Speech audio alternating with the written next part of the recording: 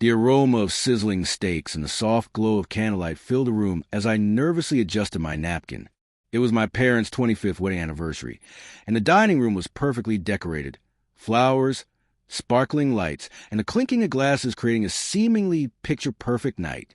But deep down, I had no idea that this dinner would change my life forever. My parents had always been extravagant in their celebrations, but tonight there was a tension I couldn't ignore. As they raised their glasses for a toast, I felt my stomach tighten. My father cleared his throat, and everyone fell silent. "We have a big announcement," he began, a sly smile tugging at the corners of his lips.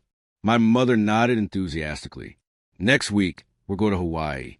A collective gasp filled the room. My older siblings squealed with excitement, hugging each other, their faces lit up with joy. I forced a smile, trying not to let my emotions show. I had been saving for months for a small vacation, and suddenly, the news of a lavish trip to Hawaii was being casually dropped in front of me, with all of our grandchildren. The words hit me like a punch. My mind raced, heart pounding. I am not married. I am not even dating anyone seriously. And suddenly I realized they weren't inviting me, the only single grandchild, to this dream trip. My parents had made plans that excluded me entirely, as if I didn't exist in this perfect family picture they were painting. I could see my cousins exchanging excited whispers about which beaches they wanted to visit, what luxury resorts they'd stay in, and all the Instagram-worthy moments they'd capture. And there I was, smiling politely, nodding as they talked, but feeling completely invisible. When dinner was over, I excused myself and went in my room, my hands trembling. I knew I could let it slide. I could ignore the hurt and jealousy clawing at my chest. But something inside me refused to remain silent. The next day, I started researching Hawaii trips, not to join them, but to understand how much they had spent, which flights, which resorts, everything. The more I dug, the more shocked I was at the extravagance of it all. This wasn't just a vacation. It was a statement, a way to show everyone who the chosen grandchildren were. I spent the entire week quietly planning my own surprise. I couldn't change the fact that they excluded me, but I could create a moment that would make them realize my worth on my own terms.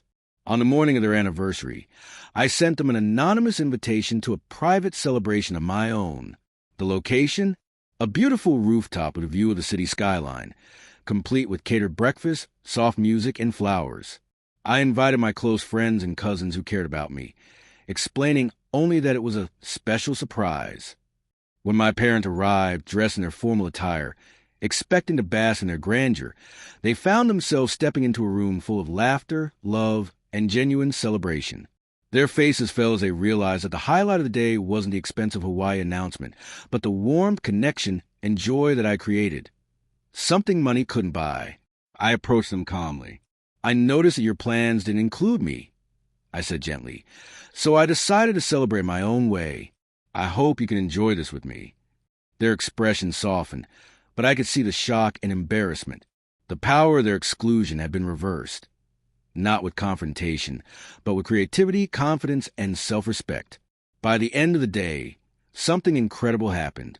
My parents admitted that they hadn't realized how hurtful their exclusion felt. They apologized sincerely, and even though Hawaii was still planned for my cousins, I had created a moment that reminded everyone, including them, that recognition and love cannot be bought. That day, I learned something crucial. No matter how others try to define your place, your worth is determined by your actions, courage, and creativity. And sometimes, the most memorable victories are the ones you create quietly, without the approval of anyone but yourself.